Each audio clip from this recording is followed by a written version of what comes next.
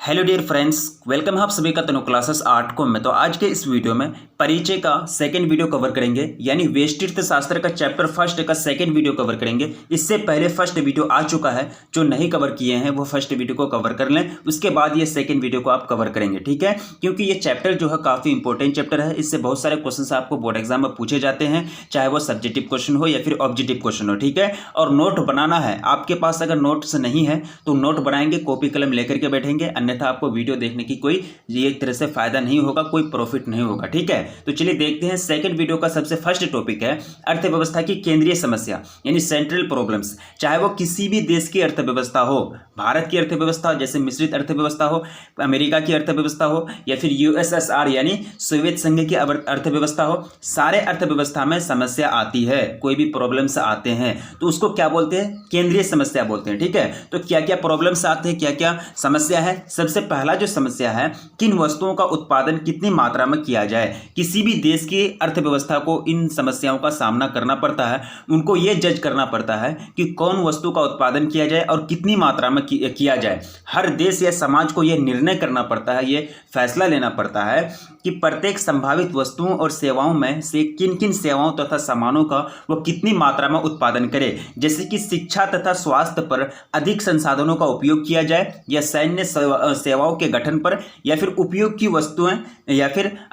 वस्तुएं अधिक मात्रा में उत्पादित किया जाए, या फिर निवेश परक वस्तुएं जैसे कि मशीन, ठीक है। तो यहाँ एक बहुत बड़ा प्रॉब्लम होता है किसी भी अर्थव्यवस्था को। उनको ये सोचना पड़ता है कि हम क्या करेंगे, शिक्षा क्षेत्र में ज़्यादा खर्च करेंगे या फिर सैन्य सेवा में ज़्यादा खर्च करेंगे। अगर उसका शिक्षा जो एजुकेशन का स्ट्रक्चर है, एजुकेशन का जो बेस है, अगर लो है तो उनको ज़्यादा एजुकेशन की तरफ खर्च करना होगा। अगर सैन्य शक्ति अगर कम है उसको भी उधर भी खर्च करना पड़ेगा, ठीक है। तो किसी भी अर्थव्यवस्था में ये प्रॉब्लम्स होते हैं और ये जज करना पड़ता है किसी भी अर्थव्यवस्था को, यानी किसी भी देश की, किसी भी समाज के अर्थव्यवस्था को। ये कौन सा प्रॉब्लम है? ये पहला प्रॉब्लम है, किन वस्तुओं का उत्पादन कितनी मात्रा में किया जाए। मुख्य रूप से कितने होते हैं? 3 प्रॉब्लम होते हैं। तो चलिए देखते हैं सेकंड प्रॉब्लम क्या है। सेकंड प्रॉब्लम ये है कि वस्तुओं का उत्पादन कैसे किया जाए। सही बात है, ठीक है। हम लोग अर्थव्यवस्था में ये जज कर लिया गया कि किन वस्तुओं का उत्पादन कितनी मात्रा में किया जाए, ठीक है। ये चलिए फैसला हो गया, लेकिन अब कैसे किया जाए? अब कैसे उसका उत्पादन किया जाए, वस्तु का उत्पादन कैसे किया जाए? प्रत्येक अर्थव्यवस्था में यह सुनिश्चित करना पड़ता है कि विभिन्न वस्तुओं और सेवाओं का उत्पादन करते समय किन किन वस्तु या सेवा में, यानी किन किन वस्तु या सेवा में किन किन साधनों का कितनी मात्रा में उपयोग में लाया जाए, कितनी मात्रा को उपयोग में लाया जाए। कहने का मतलब यह हुआ कि अगर शिक्षा क्षेत्र में अगर कोई चीज़ अगर खर्च किया जा रहा है, कितनी मात्रा में अगर कोई सामान अगर बनाया जा रहा है किसी स्टूडेंट्स के लिए, मान चलिए मतलब कोई विद्यालय का निर्माण हो रहा है, तो कितनी मात्रा में कितना वस्तुओं का इस्तेमाल किया जाए उसमें। ये सारा चीज़ का मतलब जो होता है, एक तरह से फैसला लेना किसी भी अर्थव्यवस्था को बहुत बड़ी समस्या का मतलब सामना करना पड़ता है फैसला लेते समय, ठीक है। चाहे वो सैनिक क्षेत्र में हो या फिर स्वास्थ्य क्षेत्र में हो, ये सारे चीज में जो कुछ उत्पादन किए जाते हैं, मतलब कुछ सामान का जो उत्पादन किए जाते हैं वो कैसे किया जाए, ये भी एक क्या है, सेंट्रल प्रॉब्लम्स है किसी भी अर्थव्यवस्था की, किसी भी देश की इकोनॉमी की, ठीक है। जैसे कि यहाँ एग्जाम्पल के रूप में लिया जा रहा है कि अधिक श्रम यानी मजदूर का उपयोग किया जाए, या मशीन का मतलब किसी भी सामान को उत्पादित करते समय मशीन से उसको बनाया जाए या फिर कोई मजदूर लोग उनको बनाए, ठीक है।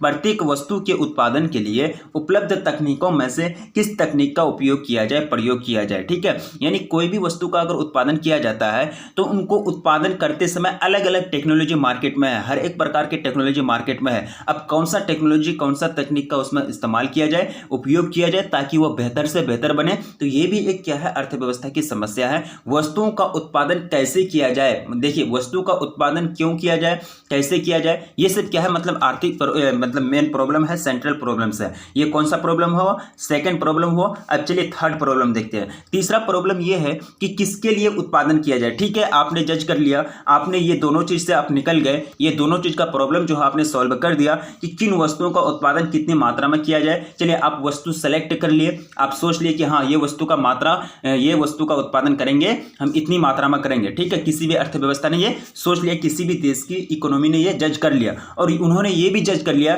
कि ये जो वस्तु का उत्पादन करेंगे हम, ये तरीका से, ये टेक्नोलॉजी के माध्यम से हम वस्तु का उत्पादन करेंगे, ठीक है। लेकिन लास्ट में एक प्रॉब्लम ये आती है, ये सब जो करेंगे किसके लिए करेंगे, मतलब वस्तुओं का उत्पादन किसके लिए किया जाए, वस्तु का उत्पादन किसके लिए किया जाए। अर्थव्यवस्था में उत्पादित वस्तुओं की कितनी मात्रा किसे प्राप्त होगी, जैसे कि अर्थव्यवस्था में एक नहीं मतलब ज़्यादा वस्तु उत्पादित किए जाते हैं, तो किसके लिए वो उत्पादित किए जाते हैं, किनको देंगे। देश में तो बहुत सारे लोग हैं, अमीर लोग हैं, गरीब लोग हैं, मध्यम वर्ग के लोग हैं, मिडिल क्लास है, मिडिल क्लास जिनको बोलते हैं, फर्स्ट क्लास, सेकंड क्लास और लो क्लास के लोग हैं। कितनी मात्रा में किन लोगों को दिया जाए और किसके लिए उत्पादन किया जाए, ये भी क्या है, एक सेंट्रल प्रॉब्लम से है, केंद्रीय समस्या है किसी भी देश की अर्थव्यवस्था की। तो अर्थव्यवस्था के उत्पाद को व्यक्ति विशेष के मध्य किस प्रकार बांटा जाए, आवंटित किया जाए, बांटा जाए, आवंटित करना। देखिए आवंटन का मतलब होता है बांटना, ठीक है। आवंटन का मतलब क्या होता है, बांटना। किस प्रकार बांटा जाना चाहिए, क्या प्रारंभिक शिक्षा में प्रारंभिक शिक्षा और बुनियादी स्वास्थ्य सेवा जैसी सेवाएं अर्थव्यवस्था के सभी व्यक्तियों को निःशुल्क यानी फ्री में उपलब्ध कराया जाए या नहीं, अर्थव्यवस्था की यह केंद्रीय समस्या है। सही बात है, गरीब लोगों को फ्री में दिया जाए वो उत्पाद यानी वो सामान, या फिर उनसे पैसे लिए जाए, कुछ फी लिए जाए, या फिर उनको निःशुल्क दे दिया जाए। तो ये सारा चीज का मतलब क्या करना पड़ता है, जज करना पड़ता है किसी भी अर्थव्यवस्था को। देखिए बोर्ड एग्जाम में पूछे जाते हैं 5 मार्क्स के, कितने मार्क्स के, 5 मार्क्स के, कि अर्थव्यवस्था की केंद्रीय समस्याओं का उल्लेख करें, अर्थव्यवस्था के केंद्रीय समस्याओं का उल्लेख करें। ये 3 पॉइंट आप याद रखेंगे, नोट नहीं बनाए हैं तो फटाक से स्क्रीनशॉट लीजिए, 1 2 3, ठीक है। अब चलिए सेकंड का स्क्रीनशॉट लीजिए, थर्ड का भी आप स्क्रीनशॉट लीजिए, ठीक है, और इसको नोट बनाते हुए चलना है। अब चलिए नेक्स्ट पॉइंट क्या है कि संसाधनों का विनिधान या आवंटन, यानी संसाधनों का विनिधान का मतलब ये हुआ, आवंटन का मतलब तो अभी जस्ट मैंने आप लोगों को बताया कि एक तरह से बंटवारा, ठीक है। तो संसाधनों के विनिधान से तात्पर्य है कि किस संसाधन की कितनी मात्रा का उपयोग मात्र प्रत्येक वस्तु और सेवा के उत्पादन के लिए किया जाए, ठीक है। जैसे कि संसाधन बहुत हैं, संसाधन देश के पास बहुत है, लेकिन किसी वस्तु के उत्पादन में कितने संसाधन का उपयोग किया जाए, कितना नहीं किया जाए, तो इसका भी एक तरह से जज करना पड़ता है, यह भी निर्णय लेना पड़ता है किसी भी अर्थव्यवस्था को। सीमित संसाधनों का विनिधान और अंतिम वस्तुओं एवं सेवाओं का वितरण ही किसी भी अर्थव्यवस्था की मूल समस्या अर्थात केंद्रीय समस्या है। देखिए केंद्रीय समस्या एक लाइन में आपको यहां अगर बोला जाए, देखिए वैसे भी तो केंद्रीय समस्या जब आपको 5 मार्क्स का या 3 मार्क्स का पूछा जाएगा तो आपको तीनों लिखना पड़ेगा, ठीक है, तीनों टर्म आपको लिखना पड़ेगा, तीनों पॉइंट आपको लिखना पड़ेगा। लेकिन आप शॉर्ट में कैसे बोलेंगे कि केंद्रीय समस्या क्या है, शॉर्ट में एक लाइन में आप ये बोलेंगे कि केंद्रीय सीमित संसाधनों का विनिधान यानी बंटवारा, आवंटन और अंतिम वस्तुओं और सेवाओं का वितरण ही किसी भी अर्थव्यवस्था की मूल आर्थिक समस्या है, ठीक है। तो ये सारा चीज आपको याद रखना, ये एक लाइन में आप बता दिए कि आर्थिक समस्या क्या होती है। आर्थिक समस्या तो हम जानते हैं, लेकिन केंद्रीय समस्या क्या होती है अर्थव्यवस्था की, ये आप एक लाइन में जान लिए, ये आप याद रखेंगे, ठीक है। अब चलिए नेक्स्ट पॉइंट आपका क्या आता है, उत्पादन संभावना सेट यानी प्रोडक्शन पॉसिबिलिटी सेट। तो इसको आपको समझना है क्योंकि यहाँ आप ग्राफ के जरिए हम लोग समझेंगे और ये बार बार पूछा जाता है। तो उपलब्ध संसाधनों की मात्रा यानी जो भी संसाधन है देश के पास, अर्थव्यवस्था के पास, उसकी मात्रा और उपलब्ध प्रौद्योगिकी ज्ञान यानी टेक्नोलॉजी पावर के द्वारा उत्पादित की जा सकने वाली सभी वस्तुओं और सेवाओं के सभी संयोग यानी संभावित संयोग यानी पॉसिबल कोइंसिडेंस के समुच्चय सेट को क्या बोलते हैं, अर्थव्यवस्था को उत्पादन संभावना सेट बोलते हैं, ठीक है। यानी कहने का मतलब ये हुआ कि अर्थव्यवस्था के पास जितनी मात्रा में संसाधन अवेलेबल है और उसके पास जो भी टेक्नोलॉजी है, क्या है, जो भी टेक्नोलॉजी है, ये दोनों को मन में आंकते हुए, ये दोनों का मतलब एक तरह से गेस करते हुए, अनुमान लगाते हुए जो भी मतलब संभावित वस्तुओं का उत्पादन करने का जो एक तरह से मात्रा आंका जाता है कि हाँ मेरे पास इतना संसाधन है और इतना मतलब टेक्नोलॉजी है, ये संसाधन इतनी मात्रा में उपलब्ध है और मेरे पास टेक्नोलॉजी पावर भी है। तो ये दोनों के माध्यम से ये दोनों को मतलब उपयोग करते हुए कितनी वस्तु उत्पादित की जा सकती है, तो वो सारे के जो सेट्स हैं, वो सारे के जो समूह हैं वस्तुओं के, तो उन्हीं को क्या बोलते हैं, उत्पादन संभावना सेट। क्या बोलते हैं, उत्पादन संभावना सेट, प्रोडक्शन पॉसिबिलिटी सेट, ठीक है। तो इसको आपको याद रखना है। अब चलिए उत्पादन संभावना वक्र, हम इसको ग्राफ के द्वारा भी समझेंगे, किसके द्वारा, ग्राफ के द्वारा भी समझेंगे। तो उत्पादन संभावना वक्र क्या होता है कि प्रोडक्शन पॉसिबिलिटी कर्व यानी पीपीसी इनको बोलते हैं, क्या बोलते हैं, पीपीसी, प्रोडक्शन पॉसिबिलिटी कर्व। तो ये दो वस्तुओं के उन संयोगों यानी सहसंबंध का मतलब क्या होता है, को रिलेशन यानी एक दूसरे से रिलेटेड होना, ठीक है। एक जो है दूसरे पर डिपेंड है, दूसरा जो है वो पहला पर डिपेंड है, उसको क्या बोलते हैं, सहसंबंध बोलते हैं, संयोग भी बोल सकते हैं उनको।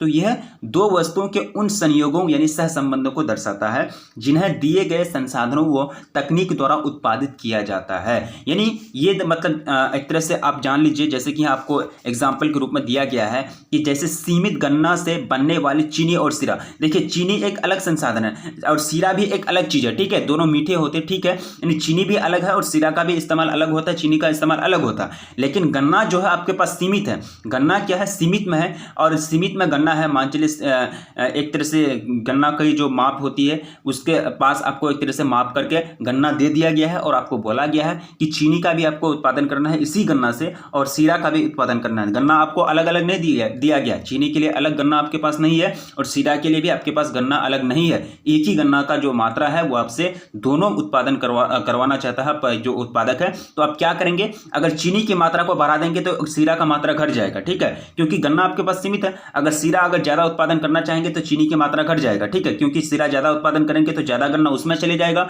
उत्पादन करने में और कम गन्ना बचेगा तो कम गन्ना से आपका चीनी जो है कम ही उत्पादन होगा, ठीक है। तो यहाँ क्या कहने का मतलब ये हुआ कि ये दोनों जो है इसका दोनों का उत्पादन एक दूसरे पर डिपेंड करता है, ठीक है, यानी ये दोनों में सहसंबंध है, संयोग है। अगर किसी चीज की मात्रा को अगर उत्पादन में बढ़ाते हैं तो दूसरा चीज की मात्रा अगर घट जाती है और दूसरा चीज यानी सीरा की मात्रा को अगर बढ़ाते हैं तो चीनी की मात्रा घट जाती है, ठीक है। तो ये दोनों के बीच एक संबंध है ना, यही रिलेशन को जो ग्राफ के द्वारा, जो लाइन के द्वारा, जो वक्र के द्वारा दर्शाया जाता है उसी को क्या बोलते हैं, उत्पादन संभावना वक्र बोलते हैं। क्या बोलते हैं इसको, उत्पादन संभावना वक्र बोलते हैं। चलिए ग्राफ के द्वारा समझते हैं। ग्राफ क्या है, ग्राफ आपका कहता है कि देखिए आप यहाँ वस्तु y है, ये क्या है, वस्तु y है। अब देखिए यहाँ वस्तु x है, ये क्या है, वस्तु x है, वस्तु y है, ठीक है। अब देखिए यहाँ आपको ये बताया जाए, यहाँ एक ग्राफ आपको देखने को मिलता होगा। अगर वस्तु y की मात्रा अगर 9 लेते हैं, क्या लेते हैं, 9 लेते हैं, तो वस्तु जो x है इसकी मात्रा 3 होती है। अगर वस्तु y की मात्रा 9 लेते हैं तो वस्तु x की मात्रा 3 होती है। अब देखिए यहाँ हम क्या किए कि ये वस्तु x की मात्रा, मान चलिए गन्ना की इसकी सीरा की मात्रा को हम 4 कर दिए,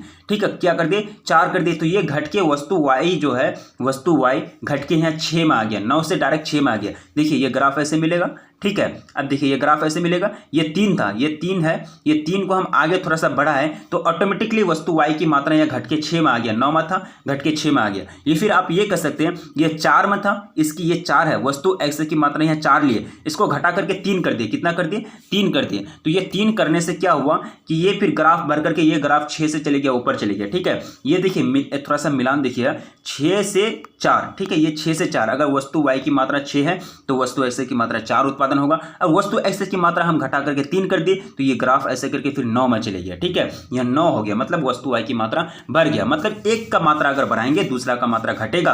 तो इसी की रिलेशन को जो दर्शाया जाता है वो किसके द्वारा, उत्पादन संभावना वक्र के द्वारा दर्शाया जाता है। ये ग्राफ आप देखेंगे, स्क्रीनशॉट लेंगे और स्क्रीनशॉट लेके याद रखने का प्रयास करेंगे और नोट्स बनाएंगे, ठीक है। अभी आपके पास टाइम नहीं है, आपके पास टाइम पूरा है, आपको हड़बड़ाना नहीं है और पूरा शांति दिमाग से आपको पढ़ना है, शांति मिजाज से आपको पढ़ना है, याद रखने का प्रयास करना है, ठीक है। अब देखिए उत्पादन संभावना वक्र, हर एक व्यक्ति के अलग अलग नाम होते हैं। देखिए गांव समाज में कुछ ऐसे व्यक्ति होते हैं उनके जिनके एक से ज्यादा नाम होते हैं, 2 नाम होते हैं, ठीक है। तो उत्पादन संभावना वक्र के अलग अलग नाम है, ठीक है। तो उत्पादन संभावना वक्र को आप क्या भी बोल सकते हैं, उत्पादन संभावना फ्रंटियर भी बोल सकते हैं, रूपांतरण रेखा भी वक्र भी बोल सकते हैं, रूपांतरण सीमा भी बोल सकते हैं। तो कितना नाम हो गया, 3 नाम हो गया, उत्पादन संभावना, फ्रंटियर, रूपांतरण वक्र और रूपांतरण सीमा, ठीक है। 3 नाम है, तीनों नाम को आपको याद रखना, ऑब्जेक्टिव एमसीक्यू में आपको पूछे जा सकते हैं। अब देखिए उत्पादन संभावना तालिका, ये देखिए मैंने आप लोगों को बताया ग्राफ के जरिए। अब ये चीज को आप तालिका यानी टेबल के जरिए भी आप दर्शा सकते हैं। ये चीज़ को, ये ग्राफ में जो यहाँ बताई गई है तो ये चीज़ को आप टेबल के जरिए भी दर्शा सकते हैं। देखिए संभावना, देखिए संभावना में आपको दिया वस्तु ए संभावना ये संभावना है, ठीक है। अगर वस्तु x की मात्रा अगर 15 है तो वस्तु y की मात्रा जो है वो 0 हो जाएगा। अगर वस्तु x की मात्रा अगर 15, अगर ये जो संभावना आपके मतलब संभावना का मतलब ये हुआ, ये आपका वस्तु जो है a है, ये आपको मात्रा दिया गया है, या एक तरह से मात्रा दिया गया वस्तु का a। अगर वस्तु a से आप वस्तु x 15 बनाएंगे तो वस्तु y 0 बनेगा, मतलब वस्तु 15 को बनाने में ही सभी मात्रा खत्म हो जाएगा वस्तु a का। और वस्तु x ये a वाला a मतलब जो दिया है आपका कच्चा माल भी बोल सकते हैं इसको, यानी रॉ मेटल भी बोल सकते हैं। वस्तु ए का पूरा मात्रा खत्म हो जाएगा 15 वस्तु बनाने में, x वस्तु बनाने में, तो बचेगा नहीं, तो y वस्तु आपका 0 बन जाएगा, ठीक है। अब देखिए अगर 1 को घटा देते हैं, अगर वस्तु, अब देखिए संभावना आपके पास बी है, संभावना मतलब कहने का मतलब ये हुआ कि रॉ मेटल यानी कच्चा पदार्थ आपको बी दिया गया है और ये बी से अगर आप 14 वस्तु बनाएंगे, 14x वस्तु बनाएंगे तो आपको एक वस्तु बनाने का मतलब एक तरह से और मौका मिल जाएगा, थोड़ा सा सामान बच जाएगा जिससे आप एक y वस्तु बना सकते हैं। ठीक है, अगर आपके पास संभावना सी है, मतलब अगर सी मात्रा में आपको कच्चा माल दिया गया है, रॉ मेटल दिया गया है, तो इससे अगर आप 12x वस्तु को बनाएंगे तो आप उससे 12x वस्तु को बनाएंगे तो आपके पास थोड़ा बहुत बचेगा 12x वस्तु बनाने के बाद कच्चा माल का रॉ मेटल, तो उससे आप 2y वस्तु बना सकते हैं। ठीक है, कहने का मतलब ये हुआ कि यहां देखिए 15 है तो 15 से आप 0 बन रहा, 15 अगर x वस्तु को बना रहे हैं तो 0 बन रहा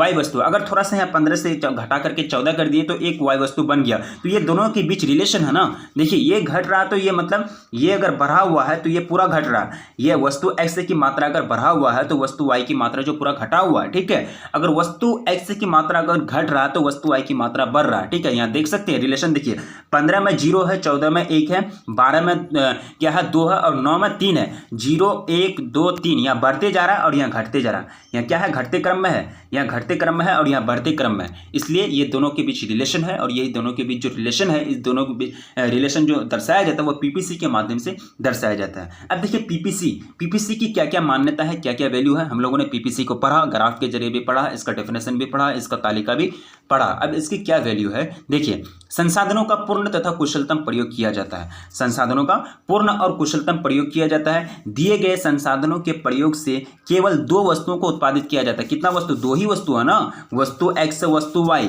अब यहाँ ग्राफ में भी आपको वस्तु x वस्तु y बताया गया। ठीक है, यहाँ ग्राफ में भी आपको वस्तु x और वस्तु y बताया गया। यहाँ एग्जाम्पल भी हम लोगों ने लिया, वस्तु x वस्तु y, चीनी और सिरा, कहीं तीसरा वस्तु का जिक्र किया गया है, नहीं किया गया है। ठीक है, इसकी वैल्यू क्या है, इसकी क्या क्या मतलब मान्यता है, दिए गए संसाधनों के प्रयोग से सिर्फ और सिर्फ 2 ही वस्तुओं को उत्पादित किया जा सकता है। तकनीक के स्तर को स्थिर माना जाता है, टेक्नोलॉजी जो है उसके स्तर को क्या किया जाता है, उसको कांस्टेंट माना जाता है, टेक्नोलॉजी में कोई चेंजिंग नहीं होनी चाहिए। अगर टेक्नोलॉजी में अगर फिर चेंजिंग करेंगे तो वहां वो वस्तु से जितनी मात्रा में आपको वस्तु दी रहती कच्चा माल, उससे आप बहुत सारे वस्तु बना सकते हैं। ठीक है, लेकिन टेक्नोलॉजी को वहां क्या करना है, फिक्स्ड मानना है, स्थिर मानना है। अब देखिए पीपीसी की विशेषताएं, क्या क्या विशेषता है पीपीसी की, देखिए उपलब्ध संसाधनों के पूर्ण तथा कुशल प्रयोग की स्थिति में दोनों वस्तुओं के उत्पादन को एक साथ नहीं बढ़ाया जा सकता। ठीक है, दोनों वस्तु का उत्पादन को एक साथ बढ़ाया जा सकता है क्या, नहीं। देखिए एक साथ इसको घटाते हैं तो ये बढ़ रहा है, ये बढ़ा हुआ है तो ये घट रहा है। ठीक है, कभी भी 2 वस्तु की मात्रा को एक साथ नहीं बढ़ाया जा सकता है पीपीसी में।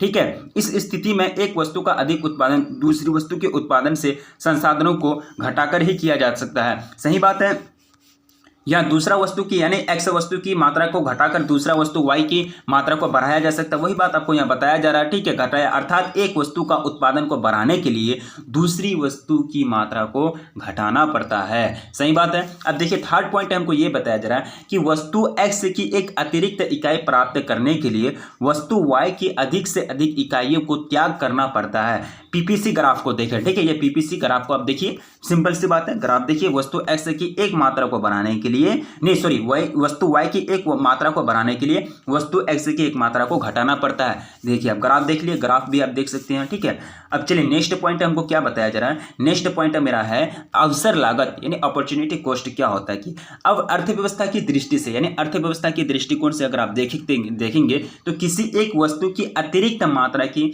अवसर लागत दूसरी वस्तु की त्याग की गई मात्रा होती है। क्या होती है, त्याग की गई मात्रा, तैयार नहीं होगा, त्याग की गई मात्रा होती है, उसको क्या बोलते हैं, अवसर लागत बोलते हैं। अब देखिए सीमांत तो उत्पादन संभावना, तो प्रोडक्शन पॉसिबिलिटी फ्रंटियर और मार्जिनल प्रोडक्शन पोटेंशियल। ठीक है, तो ये जो होता है ये 2 वस्तुओं के संयोग को दर्शाता है, यानी कोरिलेशन को संयोग को दर्शाता है, चांस को दर्शाता है, जिनका उत्पादन अर्थव्यवस्था के संसाधनों का पूर्ण रूप से उपयोग करने पर होता है। उत्पादन सीमांत उत्पादन संभावना वक्र हम लोगों ने पढ़ा, उसके बाद सीमांत है, सिर्फ यहाँ क्या लग गया है, सीमांत लग गया। ठीक है, अब स्क्रीनशॉट लेंगे, फटाफट से इसका नोट बनाएंगे। ठीक है, ये जो होता है संपूर्ण प्रयोग यानी जिनका उत्पादन अर्थव्यवस्था के संसाधनों का पूर्ण रूप से उपयोग करने पर होता है, यानी पूरा रूप से इस्तेमाल कर लिए तब वो जो बना, उसके बीच एक तरह से संयोग को दर्शाता है। अब देखिए यहाँ कपास और यहाँ अनाज। ठीक है, अगर आपके पास खेत है, ठीक है, मतलब किसी किसान के पास खेत है, 2 मतलब एकड़ खेत है, ठीक है, उसके पास 2 एकड़ खेत है और वो मतलब एकड़ में क्या किया कि ज़्यादा से ज़्यादा कपास का उत्पादन करना चाहा तो उसका क्या होगा कि अनाज का उत्पादन कम हो जाएगा। वो दोनों चीज़ का उत्पादन करता है, वही 2 एकड़ खेत में एक ही प्लॉट है उसका, एक ही फॉर्म है, वो दोनों चीज़ का उत्पादन करता है। तो जाहिर सी बात है अगर वो कपास का उत्पादन को बढ़ाएगा तो अनाज के लिए उसके पास खेत कम बचेगा, ठीक है। अगर खेत अनाज का उत्पादन को बढ़ाएगा तो कपास के लिए उसका उत्पादन एक तरह से कपास का उत्पादन के लिए उसके पास खेत जो है कम बचेगा। अब देखिए ज़्यादा से यहाँ ग्राफ है, ग्राफ एकदम चले गया है ऊपर, यहाँ देखिए कपास का उत्पादन सबसे ज़्यादा कर दिया। तो ये पॉइंट में देखिए, ये पॉइंट में उसका जो है एक तरह से इसका जो अनाज का जो उत्पादन है जीरो हो गया, एक तरह से लगभग जीरो है ना, लगभग जीरो है इसका। यहाँ देखिए डी हो गया। इसी तरह से आपको रिलेशन बताया जाता है। अब देखिए केंद्रीयकृत योजनाबद्ध अर्थव्यवस्था। अब देखिए अर्थव्यवस्था के यहाँ एक तरह से टाइप आपको बताया जाता है कि केंद्रीयकृत योजनाबद्ध अर्थव्यवस्था। तो इसके अंतर्गत सरकार या केंद्रीय सत्ता उस अर्थव्यवस्था के सभी महत्वपूर्ण क्रियाकलापों की योजना यानी प्रोजेक्ट तैयार करती है। सेवाओं तथा वस्तु विनिमय, उत्पादन और उपभोग से संबंधित सभी महत्वपूर्ण निर्णय सरकार द्वारा यानी गवर्नमेंट के द्वारा ली जाती है। यानी केंद्रीयकृत योजनाबद्ध अर्थव्यवस्था में पूरे जो रोल रहता है, पूरा जो एक तरह से तैयार करने का, कोई भी प्रोजेक्ट तैयार करने का जो काम होता है वो किसको होता है, किसका होता है, सरकार का होता है, गवर्नमेंट के द्वारा। तो सभी फैसले, सभी निर्णय किसके द्वारा लिए जाते हैं, सरकार के द्वारा लिए जाते हैं। तो अर्थव्यवस्था यानी बाजार अर्थव्यवस्था क्या है कि इसमें सभी आर्थिक क्रियाकलापों का निर्धारण बाजार की स्थिति के अनुसार होता है। बाजार अर्थव्यवस्था जिस पर सभी आर्थिक क्रियाकलापों का निर्धारण किसके अनुसार, बाजार की स्थिति के अनुसार, हालात के अनुसार होता है, उसको क्या बोलते हैं, बाजार अर्थव्यवस्था, मार्केट इकोनॉमी बोलते हैं। अब देखिए नेक्स्ट पॉइंट मार्केट के बारे में बताया जाता है। हम लोग तो जानते हैं कि मार्केट होता है, ठीक है, लेकिन अर्थव्यवस्था की परिभाषा में आप मार्केट को कैसे डिफाइन करेंगे। तो बाजार व्यवस्थाओं का यानी बाजार व्यवस्थाओं का ऐसा समुच्चय है जहां आर्थिक अभिकर्ता यानी उपभोक्ता, उत्पादक, क्रेता, विक्रेता मुक्त रूप से यानी फ्री मोड से अपने धन अथवा अपने उत्पादों का परस्पर निर्बाध आदान प्रदान करते हैं, उसे क्या बोलते हैं, बाजार बोलते हैं। बाजार व्यवस्था में हर वस्तु और सेवा का तय कीमत होता है। क्या होता है, तय कीमत होता है, ठीक है। उसके अब समझ लिए बाजार क्या होता है। देखिए बाजार तो हम लोग समझते हैं, लेकिन थोड़ा सा इकोनॉमिक्स यानी अर्थव्यवस्था की दृष्टि से जो डेफिनेशन बनता है उसको आपको लिखना है, ठीक है। सकारात्मक आर्थिक विश्लेषण, इसके अंतर्गत हम लोग अध्ययन करते हैं कि विभिन्न क्रियाविधियां किस प्रकार कार्य करती है। जैसे कीमत बढ़ने पर मांग घटती है, इसका अध्ययन ही सकारात्मक आर्थिक विश्लेषण है, ठीक है। अब देखिए आदर्शक आर्थिक विश्लेषण, इसमें अध्ययन किया जाता है कि विभिन्न विधियां, देखिए सभी चीज नोटेबल है, सभी चीज को आपको नोट कर रहा है, कोई ऐसा चीज नहीं है जो आपको बोर्ड एग्जाम में नहीं पूछा जाएगा, ठीक है। सभी चीज मतलब लगभग सबसे हर एक टॉपिक से आपको लगभग ऑब्जेक्टिव क्वेश्चन एमसीक्यू पूछे जाते हैं। आप अगर नोट्स अच्छी तरह से अभी से बनाएंगे तो आपको बहुत बेनिफिट होगा, आगे चल के आपको इतना मतलब पढ़ने का जरूरत नहीं पड़ेगा, एग्जाम टाइम में कोई प्रेशर नहीं होगा, ठीक है। तो इसमें अध्ययन किया जाता है कि विभिन्न विधियां हमारे लिए अनुकूल है या नहीं है। जैसे जब हम कहते हैं कि सिगरेट तथा शराब की मांग कम करने के लिए उनके ऊपर टैक्स की जो मात्रा है, रेट जो है उसको बढ़ा देनी चाहिए, तो ये जो है ये क्या कहलाएगा, आदर्शक आर्थिक विश्लेषण कहलाएगा। क्या कहलाएगा, आदर्शक आर्थिक विश्लेषण। समष्टि अर्थशास्त्र के कुछ महत्वपूर्ण टॉपिक, देखिए समष्टि अर्थशास्त्र अभी हम लोग पढ़े नहीं है, जब स्टार्ट करेंगे उसको, ये व्यष्टि अर्थशास्त्र चल रहा है, स्टार्ट करेंगे उसको तो उनका पूरा अवधारणा आपको बताया जाएगा। तो समष्टि अर्थशास्त्र में अध्ययन के महत्वपूर्ण प्रश्न क्या क्या उसमें अध्ययन किए जाते हैं, समष्टि अर्थशास्त्र में क्या क्या उसमें मेन मतलब क्वेश्चन होते हैं, उनको रीडिंग करने के लिए। देखिए अर्थव्यवस्था में कुल निर्गत का स्तर क्या है, आउटपुट क्या है। आउटपुट तो आप समझते हैं, यानी जो भी कच्चे माल इस्तेमाल किए जाते हैं वो कच्चे माल का इस्तेमाल करने से कितना वस्तु का उत्पादन होता है, उसको क्या बोलेंगे, आउटपुट बोलेंगे। उसका स्तर क्या है, लेवल क्या है, इसका अध्ययन जो किया जाता है वो समष्टि अर्थशास्त्र में किया जाता है।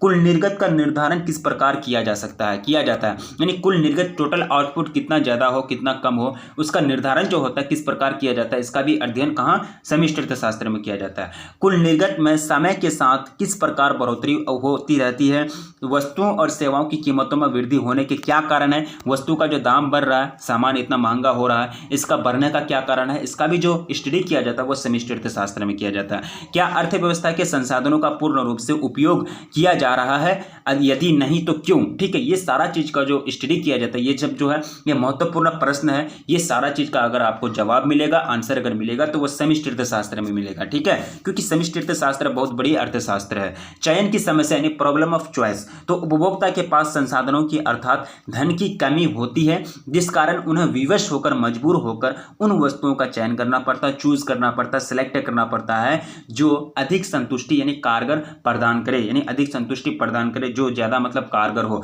अर्थात यह एक चयन की समस्या है, हमारे चयन से ही हमारे भविष्य का निर्माण होता है। ठीक है, आप प्रेजेंट में कौन सी वस्तु को चयन करते हैं, सेलेक्ट करते हैं, इसी से आपका भविष्य का क्या होता है, निर्माण होता है। ठीक है, तो ये होता है आपका चयन की समस्या। तो चयन की समस्या उत्पन्न होने के क्या कारण है? पहला कारण जो है दुर्लभ संसाधनों की सीमितता और विभिन्न वरीयता। ठीक है, ये तीनों मतलब मेन प्रॉब्लम है चयन की समस्या उत्पन्न होने के कारण। ठीक है, चयन की समस्या क्या है ये आप समझ लिए। ठीक है, यानी सेलेक्ट करने का जो प्रॉब्लम है, आपके पास अगर 10 रुपया है तो आप 10 रुपये में क्या लेंगे, एक ही सामान को खरीदेंगे, वहाँ आपको चूज करना पड़ेगा और आपको जरूरत है 2-4 सामान का, तो वहाँ आपके पास चयन की समस्या, सेलेक्ट करने की समस्या आ जाएगी, चूज करने की समस्या आ जाएगी, हम क्या चीज लेंगे नहीं लेंगे। यही प्रॉब्लम क्या है, यही समस्या आपका क्या कहलाएगा, चयन की समस्या नहीं, प्रॉब्लम ऑफ चॉइस कहलाएगा। ठीक है, तो ये आपका फर्स्ट मतलब चैप्टर था, चैप्टर वेस्ट अर्थशास्त्र का चैप्टर फर्स्ट परिचय, आपका पूरा थ्योरी कंप्लीट हो गया। क्या हो गया, थ्योरी पूरा कंप्लीट हो गया। यहाँ क्या लिखा हुआ, please like share and subscribe, अपने दोस्तों में ज्यादा से ज्यादा शेयर करें और चैनल से जुड़ने का प्रयास करें, क्योंकि अच्छी तरह से आप लोगों को यहाँ पढ़ाई जाती है, पूरा थ्योरी के साथ,